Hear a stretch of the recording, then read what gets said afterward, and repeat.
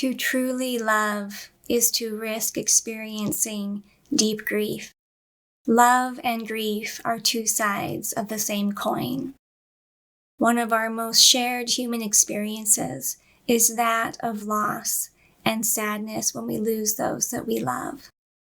In this video, we'll discuss how to navigate grief strategically and intentionally to help ourselves move through grief with as little suffering as possible and find post-traumatic growth and deep meaning from our loss. As David Kessler teaches us, healing does not mean forgetting. It means remembering with more love than pain. We'll talk all about grief in this lecture and hope to find our path forward through the journey of grief, strategically navigating each piece of grief to help us heal and come back to wholeness.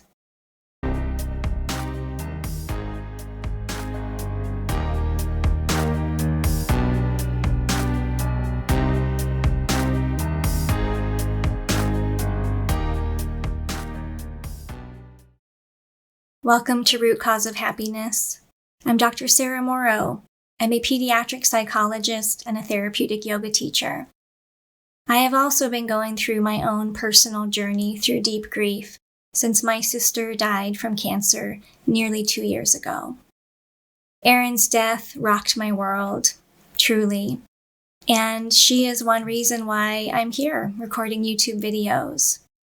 Part of my finding meaning through my sister's death was realizing that I wanted and needed to find a way to be of service to more families in need.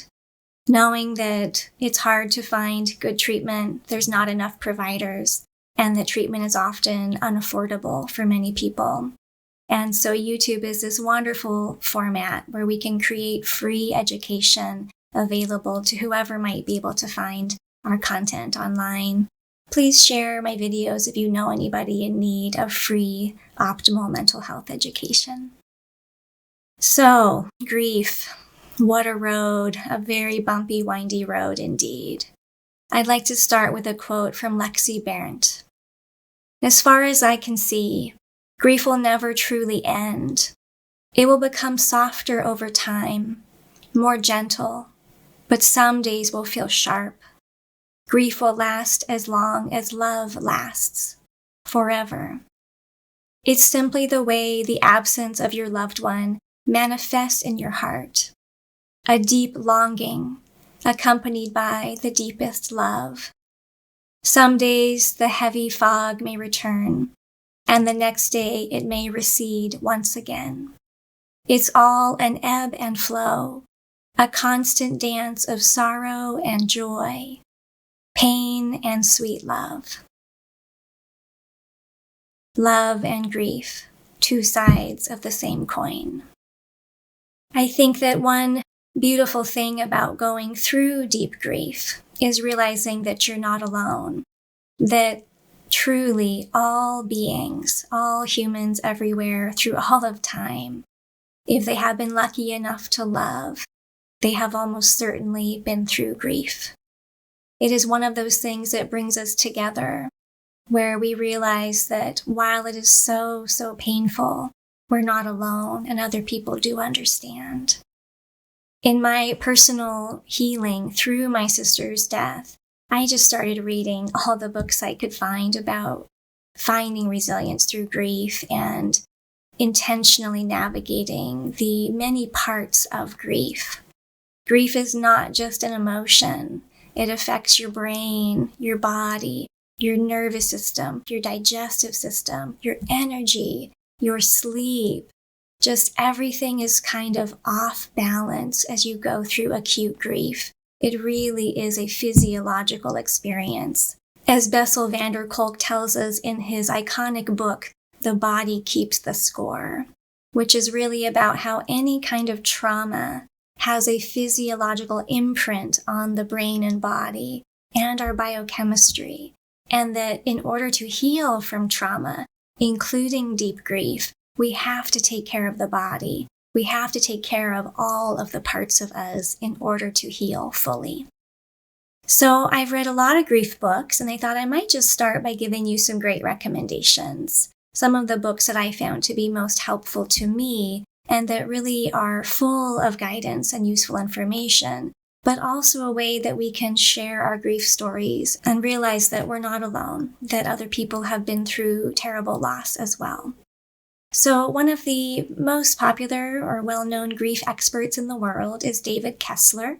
He worked with Elizabeth Kubler-Ross toward the end of her career and life. She came up with those 5 stages of grief, which we now know are perhaps not really linear and not the same for everybody, but it does tend to include things like anger and bargaining and denial and depression, and finally coming toward acceptance. And David Kessler said he never felt quite content with acceptance being the kind of end-all goal of the grief journey, and he has focused his career on the part of grief that comes after all of those steps, which is finding meaning somehow, eventually, in losing our loved one. I think that's where I am at in my grief journey, nearly 2 years out after my sister's death, is able to look forward to the second half of my life, how to live my life without having a sister, and find meaning in her loss, to allow the difficulty of her death to bring positive change and post-traumatic growth into my own life story, how to live more meaningfully moving forward. So here I am, trying to help people as much as I can through this public forum of YouTube. So David Kessler was a grief expert. That has been his career, which perhaps came from him losing his mother from an illness when he was just a teenager. But he went on to lose his son at age 21 of an accidental overdose. And he's so raw and vulnerable in his book, which is called Finding Meaning, the 6th Stage of Grief, published in 2020. He started writing that book in the acute aftermath of his son's death. So I'd highly recommend you look up David Kessler. He has online trainings and support groups, and he's really just committed his life to helping those going through incredible grief. Another book that I really benefited from was written by Lucy Hone, Hone. Whenever I talk about books or websites or authors of any kind, resources, I will always put those in those show notes. So you can write this down now, or you can just know I'll have it written down in the show captions below. Lucy Hone is a psychologist from New Zealand who happens to be an expert on resilience. She studies resilience. And she experienced the death of her 12-year-old daughter in a traumatic car accident. And Lucy also went on to write her book about her grief journey called Resilient Grieving: How to Find Your Way Through Devastating Loss, Finding Strength and Embracing Life After a Loss That Changes Everything, published in 2017. I also recently got to attend a wonderful training by a psychologist named Kate Truitt. And Kate lost her fiancé 1 week before their wedding.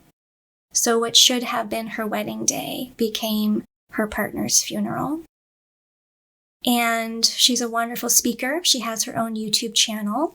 And she also has a brand new book, just came off the print here, April 2024, called Keep Breathing: A Psychologist's Intimate Journey Through Loss, Trauma, and Rediscovering Life. She is a neuroscientist and clinical psychologist, and so her work includes a lot of information about what's going on in the brain with grief and how to help that actual neurological impact of the brain and nervous system that comes with grief. She teaches wonderful techniques I'll cover a little bit more about, such as somatic therapies, including things like EFT, emotion freedom technique tapping, the havening technique, which includes soothing touch, and EMDR is something that she teaches a lot about, eye movement desensitization and reprocessing therapy, known to be very clinically useful for all forms of trauma. Also, there's another fairly new book, 2023, by Gina Mofa, called Moving On Doesn't Mean Letting Go, a modern guide to navigating loss. And there's a lot of discussion in that book about we grieve because we love and because we have a meaningful attachment to that person. Mary Frances O'Connor has a book, The Grieving Brain, The Science of How We Learn from Love and Loss, also 2023. And then if you're not a book person, but a podcast person, Andrew Huberman has the Huberman Lab podcast, and he has a very in-depth and useful lecture on grief that I believe he published and put together after his bulldog, his beloved dog, died. And I've had a very significant grief experience losing a cat who died very young, and he was just the coolest cat ever, and he got hit by a car. And it's real, grieving our pets is sometimes just as meaningful as grieving any person we loved. It's a meaningful relationship, a strong, loving attachment to our pets, and it's very real.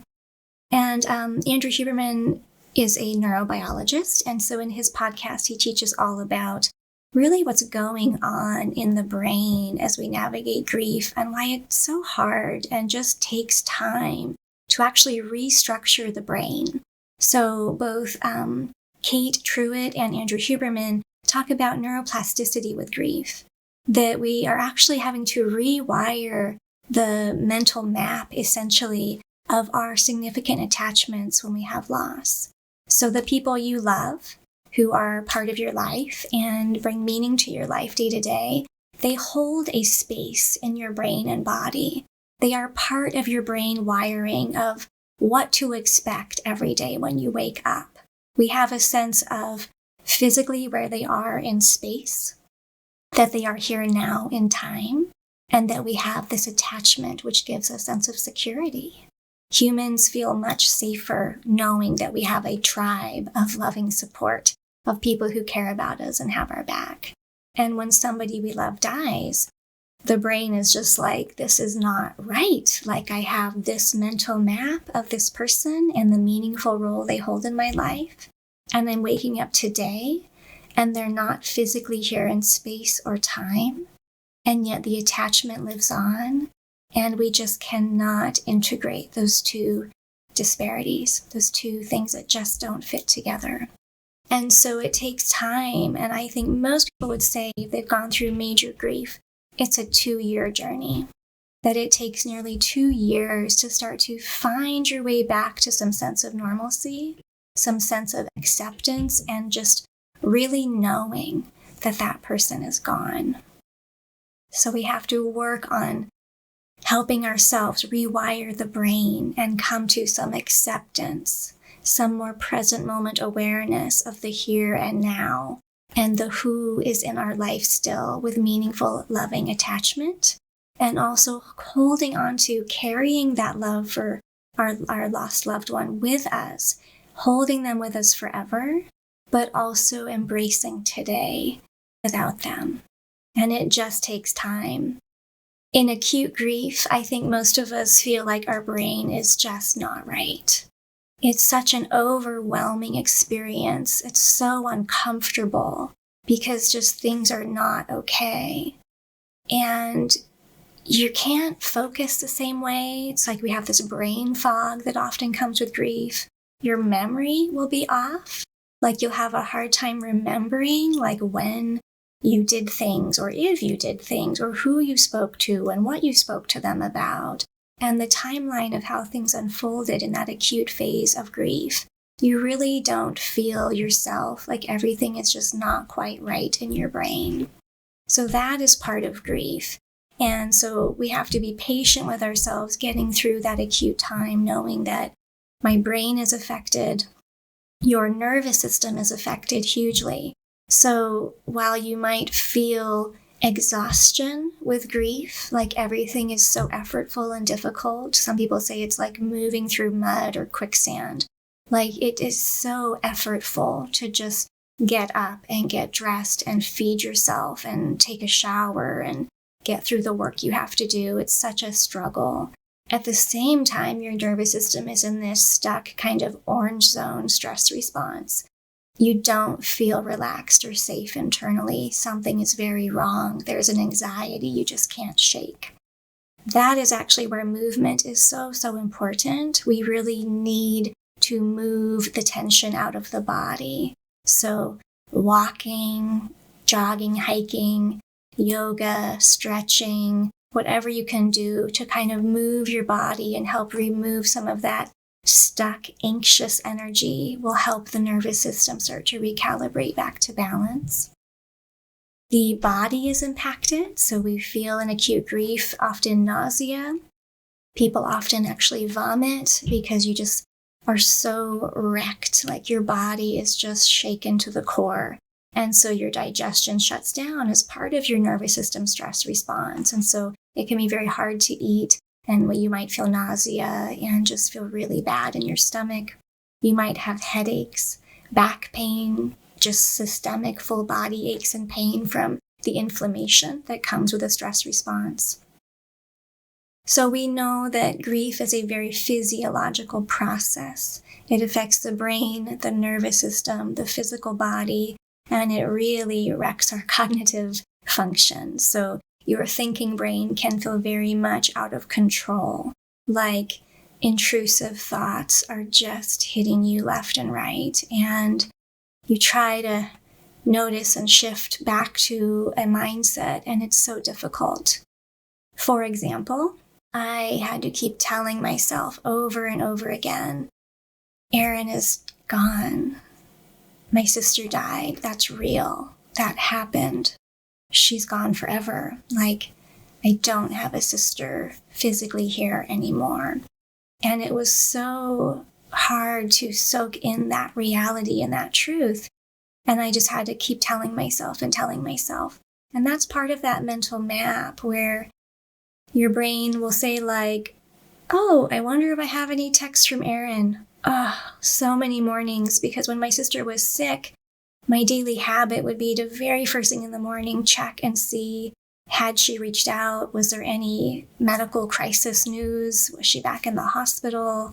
Did she need anything from me that day? What could I do to help her? And to reprogram my brain to not expect to check for messages from her in the morning was really difficult. And part of my trying to shift my mental map and come to some acceptance of the reality of her being gone was I chose to put photos of her around my home. And so I actually sit always at my desk with this photo. So my beautiful sister, her husband, my husband and me, 10 years ago, a beautiful summer outdoor concert. And I just have her right here with me all the time. And it's kind of hard to see her beautiful smiling face, and yet I want to see her.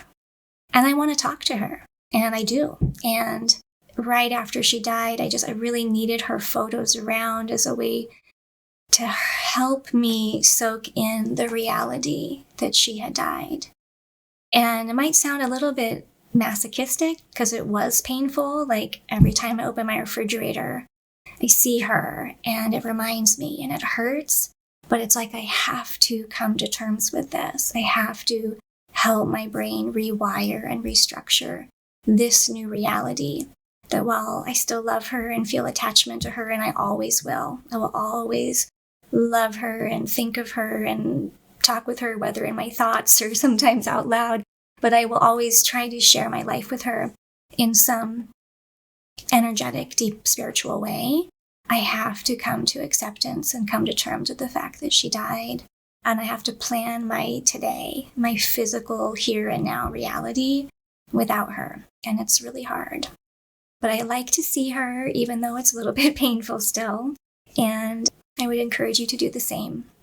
The other thing I have done in my grief journey is a lot of writing, a lot of reading, trying to find these experts who typically they have experienced something very, very painful in their own experience of grief, but I can learn from their wisdom, and they're maybe a few years ahead of me in their loss. And so they can kind of help me see like the light at the end of the tunnel. Like somehow this will continue to get a little bit easier over time. But I also wrote a lot. And so you may or may not be somebody who likes to journal or write, but it can be really helpful because it's this non-biased place where you can just kind of free form, let it flow, just write whatever comes out. And for me, like I normally have a pen and paper journal that I would write in, but there was so much for me to process around Aaron's death that I started a document, a digital journal for myself. I probably have 50 pages single spaced of just everything, the thoughts, the feelings, the complexity of my relationship with her, the things that I have regret around, the things I wish I would have said and didn't ever find the right time or opportunity. Having to just tell myself this is real. I actually started that document just days before my sister died. And I haven't really read it, but I know that the first page, because when I open it, I see it. The first page just says, my sister is dying. My sister is dying. My sister is going to die from cancer. Like I just kept trying to have that reality sink in. And she died days later. And then my journaling became, how many days was I at life after Erin, my life after her, when she died? And it was like this, okay, I'm 10 days through, I'm 20 days through, I'm 6 months through. And so anyway, so there's no rhyme or reason to how you journal, but it can be helpful. And there's tons of data to show that writing through emotion is really a beneficial therapy we can all do for ourselves for free, anytime, anywhere, privately. Also, talking and processing out loud. We really have to lean into grief. It does not serve us well to try to suppress, inhibit the emotion, just bulldoze forward with life without really leaning into the grief, at least periodically at times. And so I would really recommend therapy for a while, just supportive counseling. There are support groups for grief, which I highly encourage you to seek out. If you're in the deep dark of grief, I recommend you look for a support group of people who really understand because they're going through it too. And there are specific types of grief support groups, like for parents who have lost children or spouses who have lost their partner. So David Kessler offers many grief support groups online. But therapy. And so I also literally reached out for therapy days before my sister died. And I was in my very first meeting with my therapist, telling him it's bad. And I'm at the point where I bring my phone to bed with me and leave my ringer on because I don't know when I'm going to get the call. And I literally was telling him that just halfway through our first meeting, and I got the call. I got the call that my sister was unconscious and it was time to gather. So I said, therapist, so nice to meet you. I gotta go. I gotta go right now. And my sister died that afternoon. Grief is so complicated and it rocks our world in every way. I recently saw this poem from an unknown author, and it says, grief is a hole ripped through the very fabric of your being. The hole eventually heals along the jagged edges that remain. It may even shrink in size, but that hole will always be there, a piece of you always missing.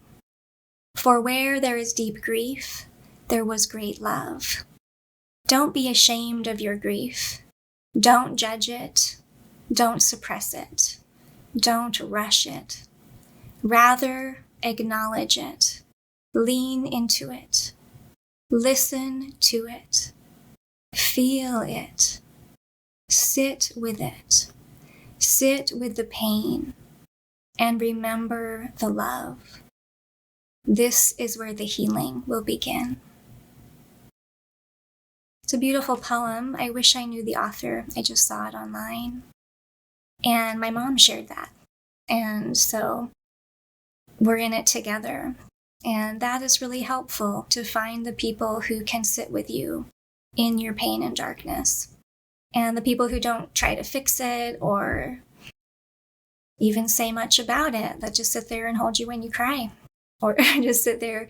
I think about my friends just listening to me kind of just process out loud. And that they just let you kind of be a hot mess for a while. But I'll also say, as far as social support goes, you may find in grief that some people just can't handle that very easily. I will be such a different friend to others now that I've been through that darkness myself. My experience, and same with my mom and other people I've spoken with, is right when your loved one dies, people do tend to lean in. People tend to send cards or flowers or show up, for the funeral, or reach out with support and condolences. And then it's like within a week or something, everybody just leans out. And I remember just like a few weeks after my sister's death going like, where is everybody? Like, wow, like I feel very alone right now. Like I had this support network that just kind of leaned out and waited to hear from me, I guess. Which I think maybe people are trying to be respectful, right? Like, I know she's going through a hard time. I don't want to intrude. I don't want to insert myself. I don't want to, invite her to do something fun when I know she's going through a lot of grief and sadness. But let me just tell you, if you're a support person to somebody, going through grief, lean in if you can. If you are able to reach out and check in.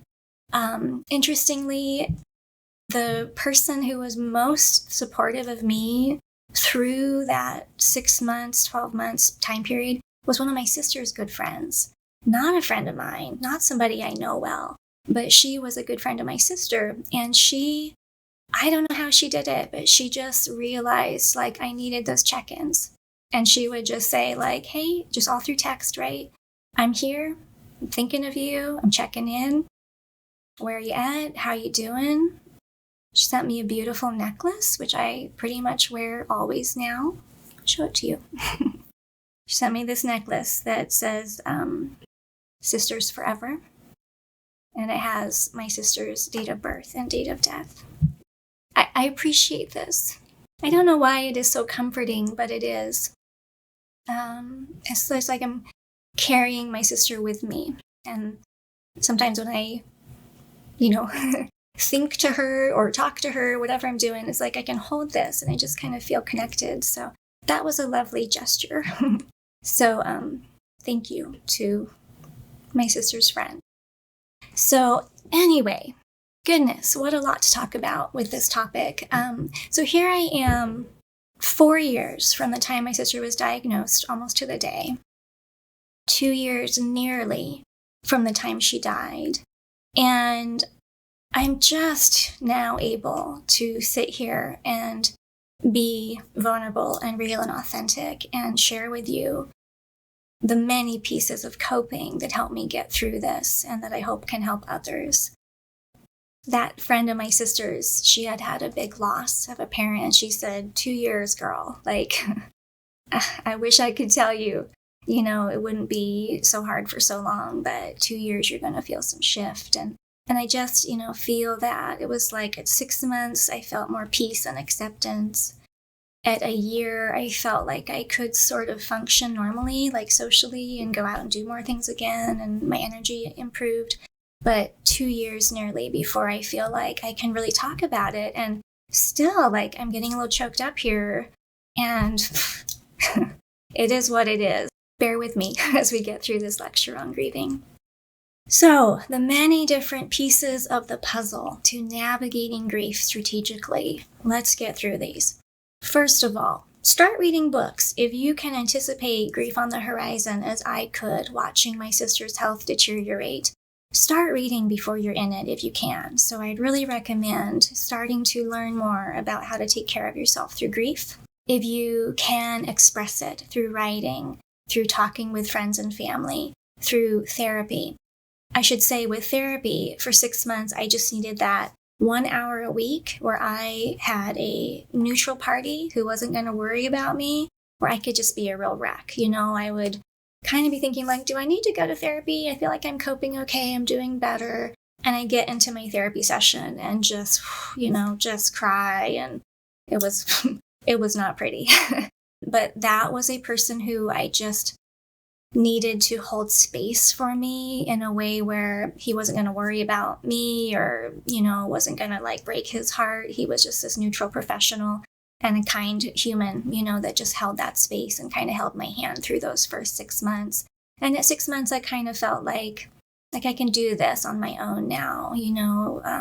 The waves keep crashing, right? Occasionally, those waves of grief still hit hard, but I could tell like the waves were smaller. They weren't as excruciating and they were farther apart. They weren't happening all the time. Like I started going days in a row without crying. And it was like, I think like I'm doing better. Like I maybe don't have to be in therapy because I have all these ways I'm taking care of myself and nobody can fix this for me. And I needed that sacred, protected privacy and safe space to kind of like let it all out and really feel the feelings with a witness. But I could move forward without that after 6 months. We need to express, though. We need to write if we can't talk. We need to cry if we can't talk. Cry anyway. Cry whenever you need to. We need to find the people that can handle holding some space for us. And if we don't have people in our circle that can do that, then hiring professional support is a great thing to do for yourself. So work through the thoughts, say the things out loud, help yourself process as best you can in language.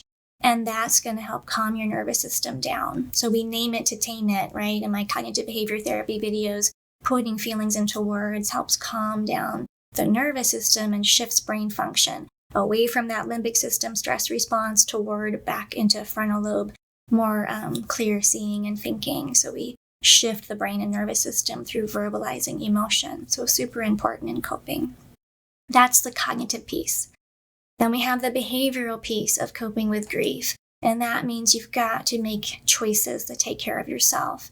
We could choose to crawl into a cave and hide, so totally withdrawing from the world and isolating.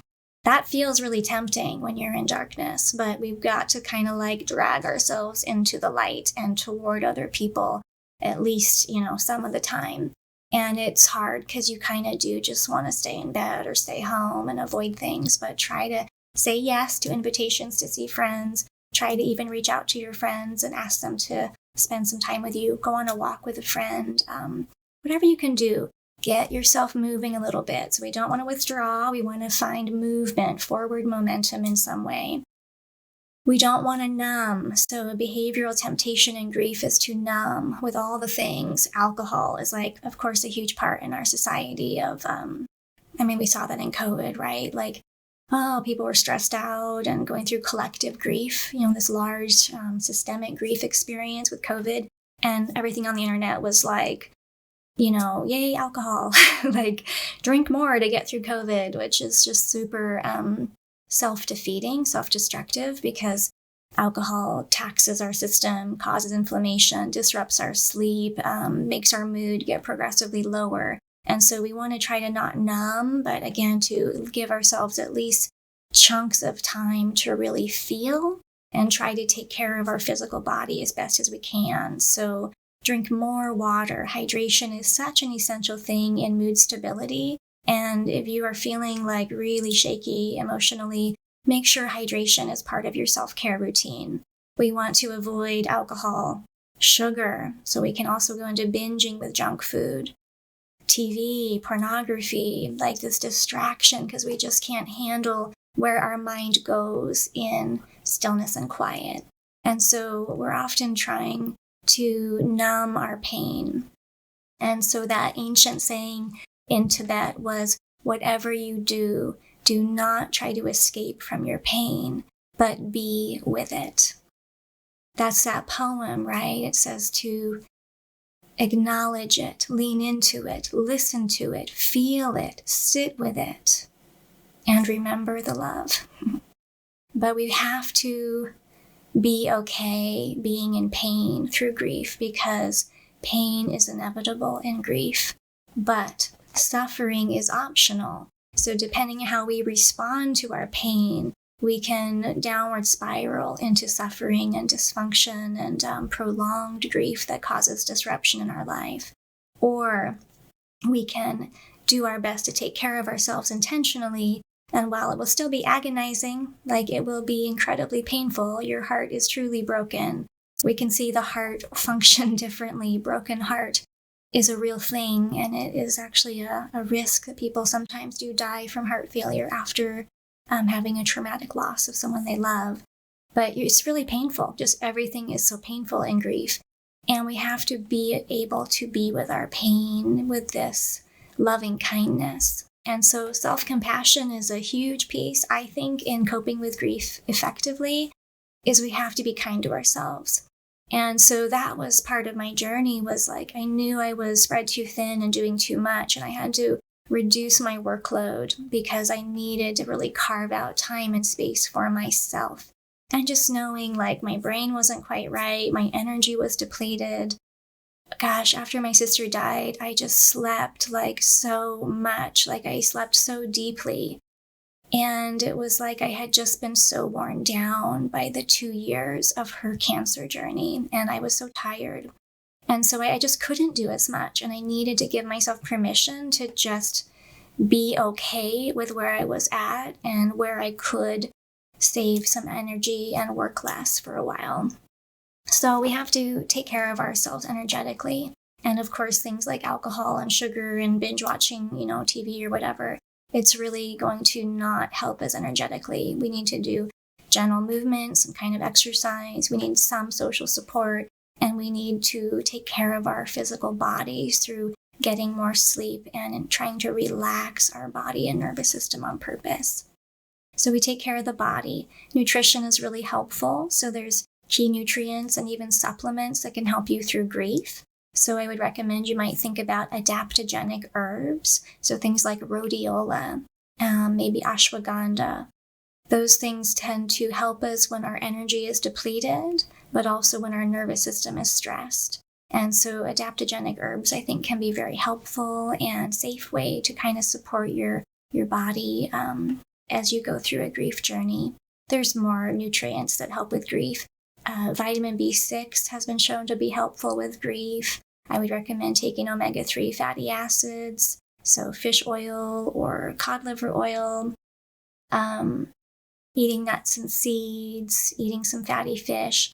So because we know omega-3s totally support the brain, the mood, they're antidepressant, they're anti-inflammatory, they're really essential, and so they can help us when we're going through emotionally at just a tough time.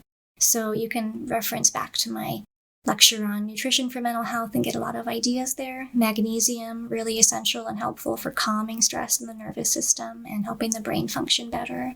So we can always help ourselves nutritionally. And I would really recommend time in nature. There's something about going through grief that creates this existential turmoil. For one, we have to come to terms with mortality, right? With impermanence, that I'm going to die someday too. And that's hard for us. We sometimes, we go through stretches, we don't think about that. And then when death is right in front of us, we think about it a lot more. And so we have to find ways to work on our existential kind of peace of mind and contentment with the way life is, which includes death and impermanence. And so for me, I found a lot of healing benefit being in nature. And that might just mean finding, some grass in your backyard or in the park and just lying down in the grass and looking up at the sky.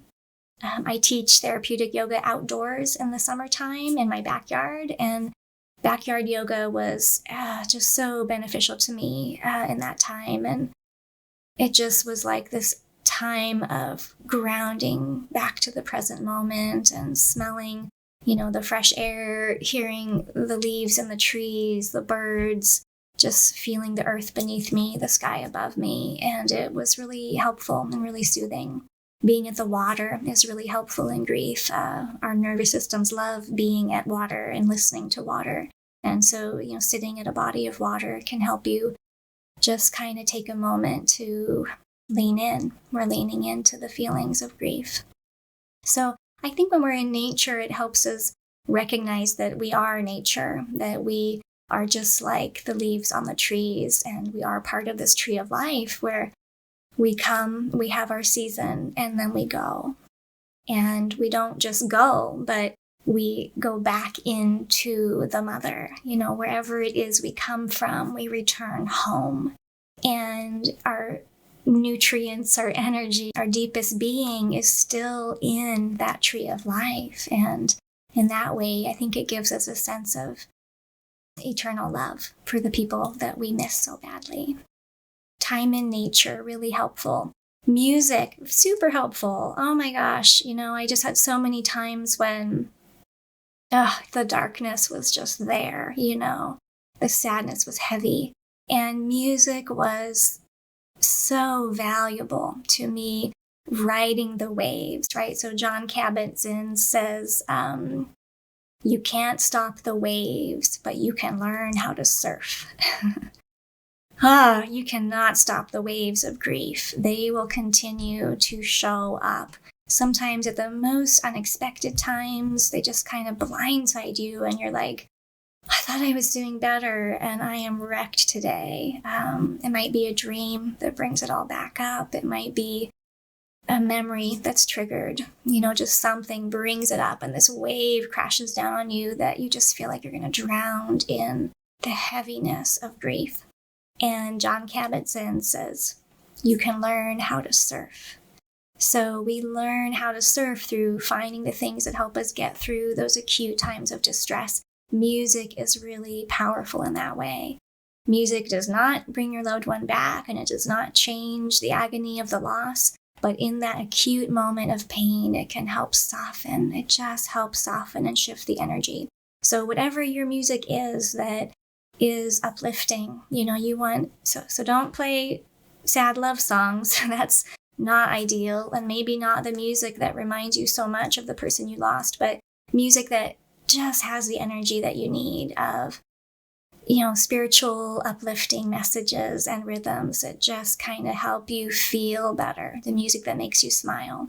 So music is such a deeply therapeutic tool to turn to when we're struggling.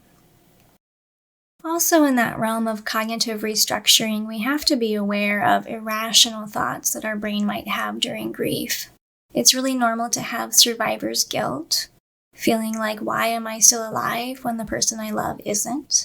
We can have an irrational sense of responsibility, like I failed to save the person I love, that I should have done more, known better, seen the signs, been at home at the time they needed me. Whatever it might be the case, we tend to be really hard on ourselves when we're going through grief.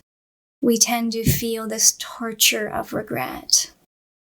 I knew my sister was dying, and I tried so hard to think through, what do I need to do before she dies? What can I do for her? What do I need to say? What are the conversations I need to have with her? I need to not have regret. I need to make sure I look back knowing that I did the best I could to make the most of the time we had left together and be the best support to her I could be. Wow, I really tried, and yet as soon as Erin died, it was like all this stuff came to me. Like, she can't be gone yet. I never said this. We never had that conversation. I don't have closure on this. Whatever it was, I just felt all this regret, just like I let her down and missed out on these precious final opportunities to connect with her in the deepest way.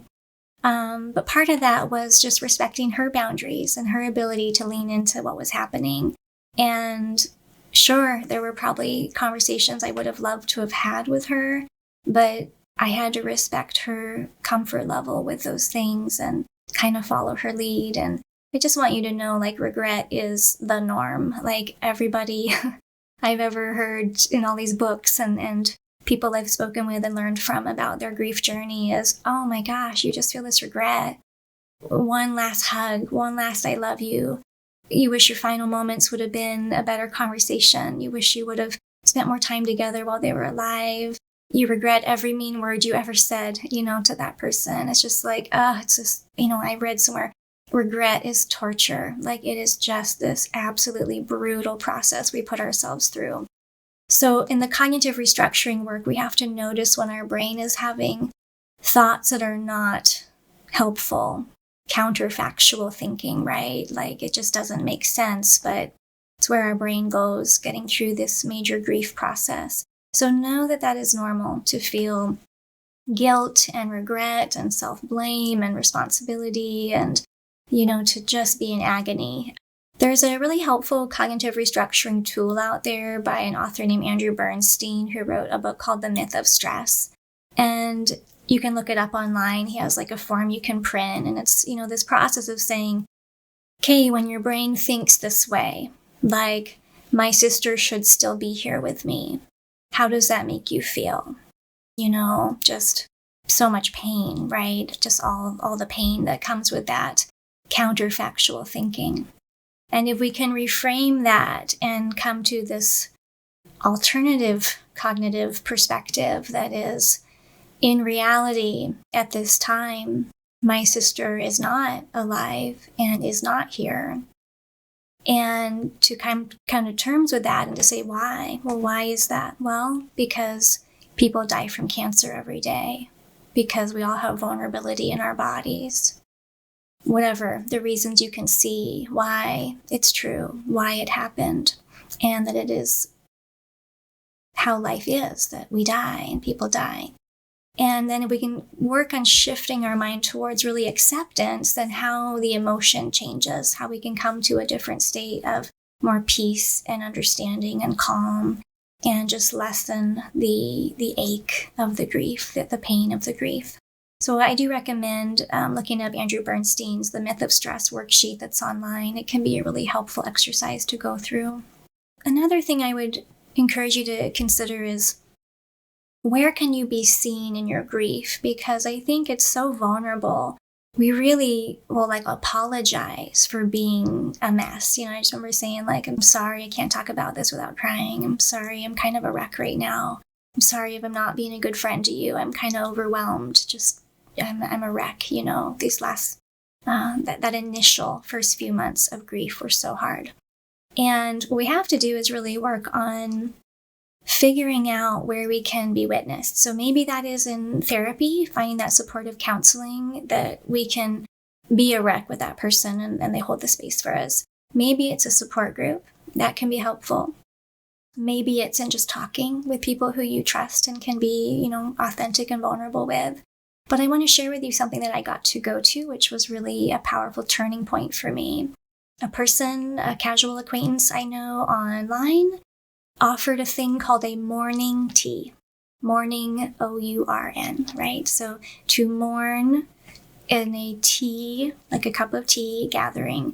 And this was more than a year after my sister died. And I thought, I'm in a pretty decent place with this. I think I could show up to this, but it still might be helpful. And just to kind of have this community of people coming together to mourn together. And I thought, I sort of don't want to go. I'm a little nervous, but I think I should go. And it was just through Zoom and online gathering. And the intention is to sit in sacred space with your loved one you've lost, with a cup of tea for you and a cup of tea for them and a candle that's lit there.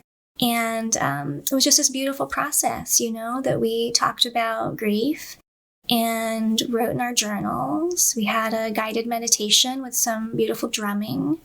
And then we could share at the end. And so these people I didn't know, I was I should share, but I don't know if I can. And what had happened was just the dam broke. I just was so emotional, just flooded with tears, and just this deep, deep grief came out. And I don't know why it came out in that setting. I don't know if it was the anonymity of not really knowing the people there.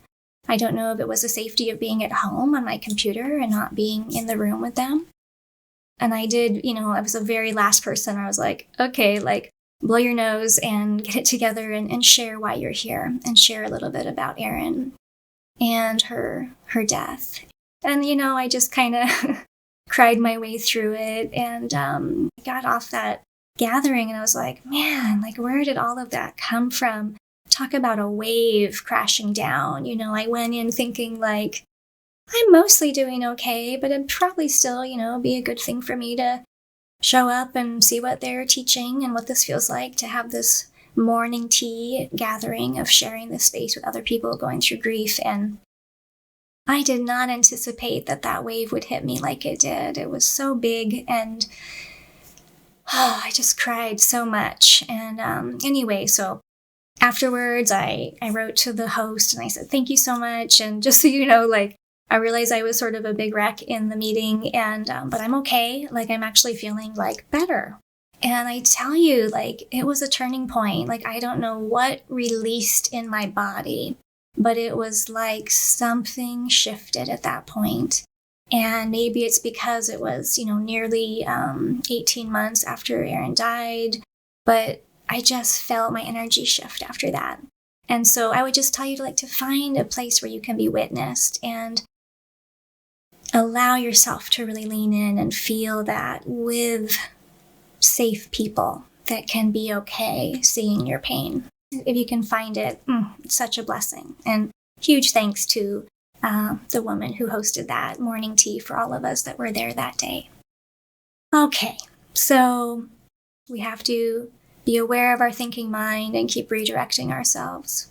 We have to be patient with our neuroplasticity and know that it's just going to take time for my brain to restructure the mental map in which I hold this person in my life.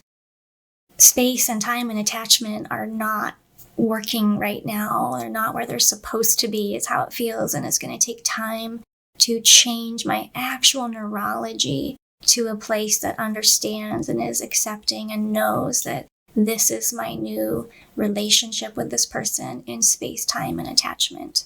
They may not be physically here, but the attachment survives, but it's in a new way that they are in my life.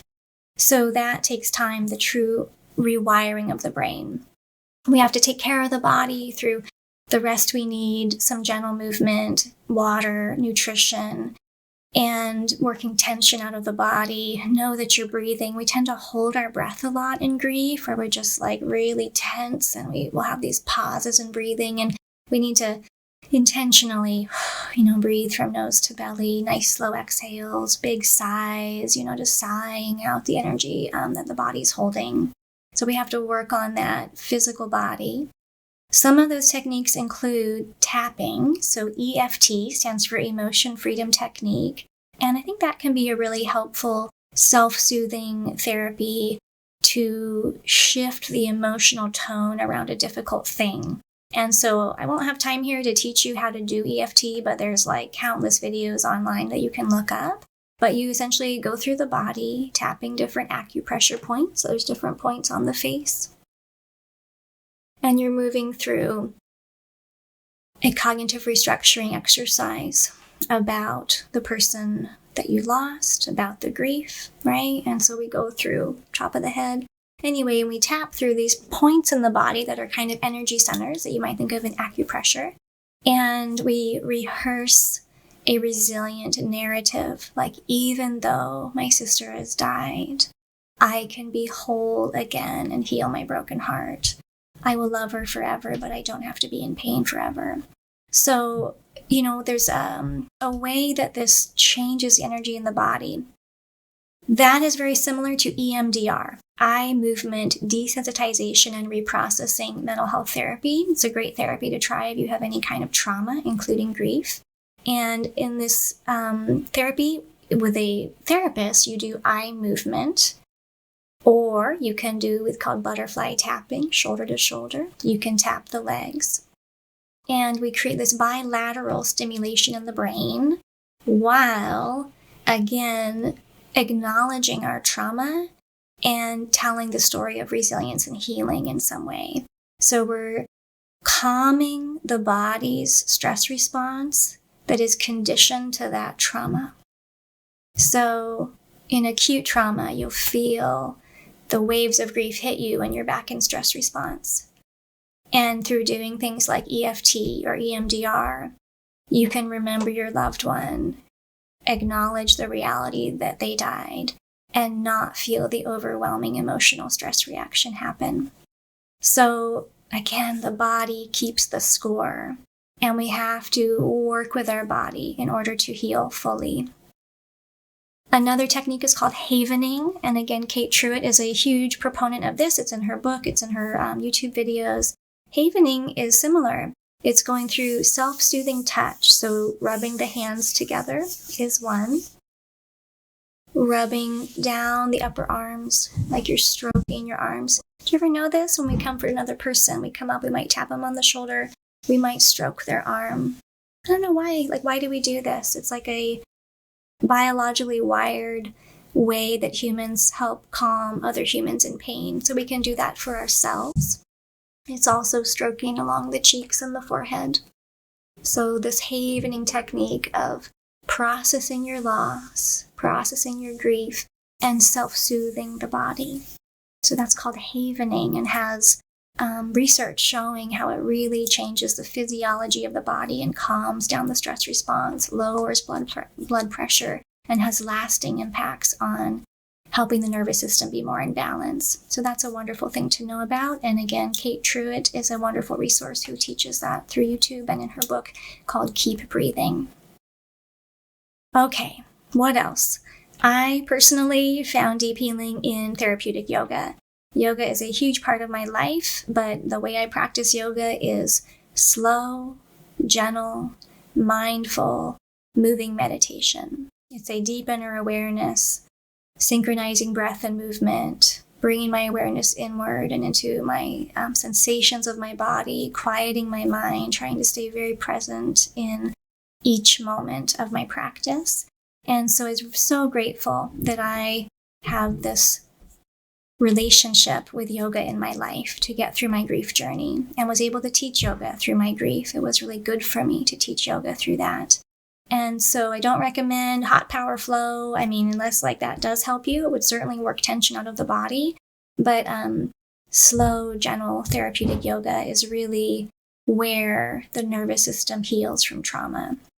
So mindful movement of any kind, but there's something about yoga of just being down on the ground in child's pose, lying down in shavasana, which is called corpse pose, right? Or this sense of surrender to the reality of impermanence, and to anchor in the present moment into this deep loving awareness. So yoga was so valuable to me, but any kind of movement is beneficial. So I just want to kind of wrap this up today by saying that grief is a journey, and there is no way to fast forward through it. It impacts not just your mood. It is not just an emotional process, but it is very much cognitive. Your thinking mind will be very much impacted going through grief, and it is very physiological. The nervous system stress response is in a very stressed place when we are going through grief, and the body is impacted energetically. We might have a sense of dissociation or numbness. Sometimes we really can't cry. I felt that too along the way. Wow, I just kind of feel numb. And I think that's almost a way that our body takes care of us, that we just need a break from the agony. So that's normal. Derealization, you don't even feel like you're walking through the real world. Everything feels like a dream. It just does not feel real. Brain fog, memory impairment, hard time focusing, hard time getting work done, being clumsy, making little errors and mistakes, being irritable, having a short temper, very little stress tolerance, just noticing you just feel irritated more easily than normal. There's so much that comes with grief, and the best we can do is pause, breathe, notice what's happening in my heart, in my mind, in my body, and have this deep self-compassion to take care of myself through it.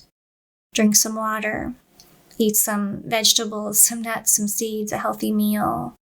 reach out, ask for support from somebody that you know can hold space for you and lean into your pain with you. Find a way to express yourself. Write about it, talk about it, cry about it, feel it, lean into it. We have this little motto of like, first let it be, like let be the pain, the negative emotion, the regret, whatever it is. Give yourself that time just to be in it. That might be your journaling of just free flow. And then let go what you can of negatives. Try to let go of those counterfactual thoughts, that self-torture of regret, and say it doesn't help me or change anything to think that way. No matter how much regret I have, I can't redo it. I can't rewind. So we have to let go of the things that are truly pointless that we're holding on to. Even thinking like they should be here, the secondary loss of the future looking different than you thought it would with the person with you in your life. So we have to be willing to kind of let go of those negative thoughts that are going against reality and prolonging our suffering. And then we have to make ourselves let in the positive. So gratitude, happy memories, the love more than the pain, funny movies, good music, dinner with friends, letting yourself laugh again, letting yourself take in beauty again, being here now instead of being stuck in the past with your trauma and your grief. So let it be for a bit, feel the feelings, lean into it, give yourself permission to let go of the things that change nothing but make you suffer more. And let in as much as you can the positives that are within reach to you in that moment. So you can't stop the waves, but you can learn how to surf. And while we need to and should love deeply in this life, that means we will grieve. We will have loss along the way. And so we have to learn to take care of ourselves, to get through that strategically and intentionally, and to realize we're not alone. This is part of life, part of the shared humanity of this human journey that we're all on.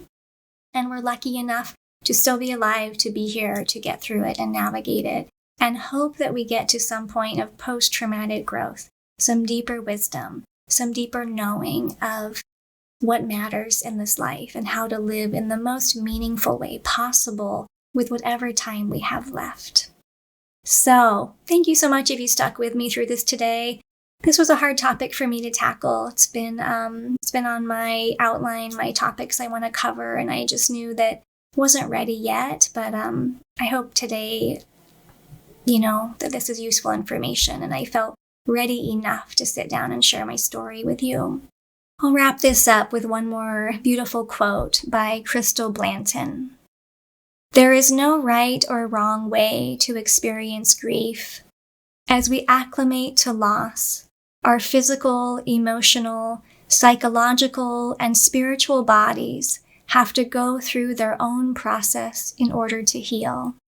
We cannot convince ourselves to move on, and we are not really in control of the way that we grieve, but we will, with loving awareness, move forward. Forever changed, no doubt, but I believe despite the loss being with us forever and changing us in deep ways, that we can come back to a whole, rich, meaningful life with more love than pain. So once more, David Kessler says, healing does not mean forgetting. It means remembering with more love than pain.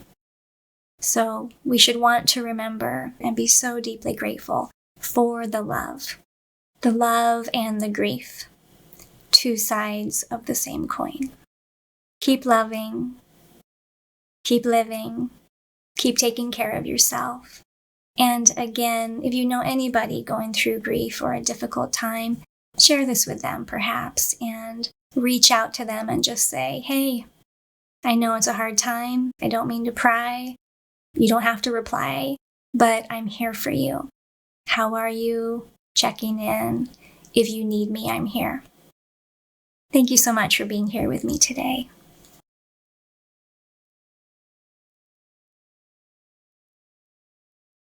Thank you for joining me at Root Cause of Happiness.